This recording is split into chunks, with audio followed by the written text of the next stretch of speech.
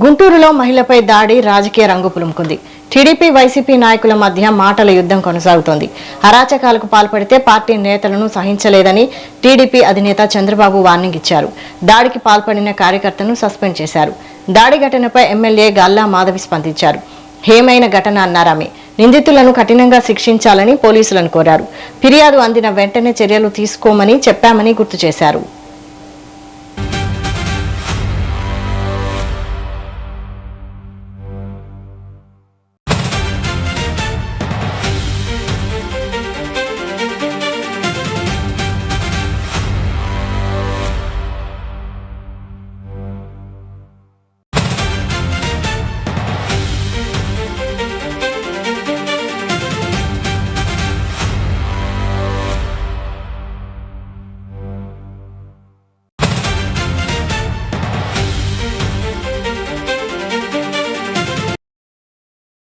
TDP MLA Galla మాధవిపై మాజీ మంత్రి అంబటి రాంబాబు ఆరోపణలు చేశారు. డబ్బులు వసూలు చేసే దందాలో జరిగిన దాడిగా అభివర్ణించారు. ఈ కేసును తొక్కిపట్టే ప్రయత్నం చేశారని మాధవిపై అంబటి విమర్శలు చేశారు. కృష్ణబాబు కాలనీలో 2 రోజుల క్రితం జరిగిన సంఘటన అత్యంత హేయకరమైన బాధాకరమైన విషయం. గుంటూరు పశ్చిమ నియోజకవర్గ పరిధిలో ఇలాంటి ఒక సంఘటన చోటు చేసుకున్నందుకు నిజంగా చాలా చాలా బాధిస్తున్నాను. ఇలాగ ఒక మహిళ పట్ల ఒక దాష్టికానికి గురి చేసిన గురి అయిన వ్యక్తుల్ని చట్టరీత్యా చాలా తీవ్రంగానే శిక్షించడం కూడా జరిగింది. అయితే ఈ సంఘటనలోకి వస్తే 15 సాయంత్రం 2 కుటుంబాల మధ్య ఒక చిన్న వివాదం, అది చిలికి గాలివానలాగా మారి ఒక మహిళ పట్ల అత్యంత హేయమైన ఒక చర్యగా మార్చిన పరిస్థితి అందరం కూడా చూడడం జరిగింది. అయితే ఇది 16వ తారీఖున బాధితురాలు మా పశ్చిమ ఆఫీస్కి వచ్చి నాకు ఇవి జరిగిన వివరణ అంతా కూడా ఇవ్వడం జరిగింది. ఇలాగా తెలుగుదేశం పార్టీ కార్యకర్త ఒక నాయకుడు ఇలా దాడి చేయించాడు మా మీద అని చెప్పి బాధితులు ఎంతో తీవ్ర ఆవేదనతో తనకు తగిలిన దెబ్బ అలసత్వంతో వ్యవహరించారంట పోలీసులు. అందువల్ల ట్రాన్స్ఫర్ చేయమన్నారంట.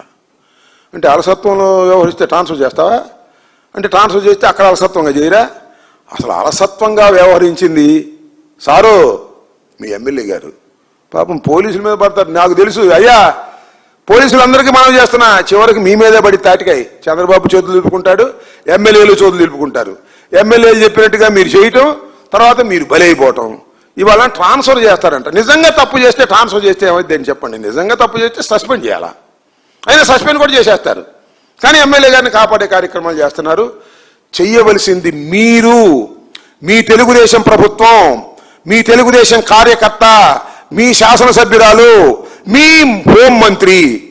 సరే సిగ్గుంటే నిజంగా నేను చెప్తున్నా, ఇవాళ జరుగుతున్నటువంటి సంఘటనలు ఏవైతే ఉన్నాయో, ఒక మహిళని వివస్త్రణ చేసి నడిబజార్లో చేసినటువంటి సంఘటన కానీ, సాయికృష్ణ లాంటి ఒక వ్యక్తిని దారుణంగా లేకపులో చంపేసిన సంఘటన కానీ, అనేక చోట్ల పోలీసుల యొక్క ఇబ్బందితో ఆత్మహత్యలు చేసుకుంటున్న సందర్భాలు కానీ చూస్తే హోంమంత్రికి సిగ్గు శరం ఉంటే రాజీనామా చేసి వెళ్ళాలి.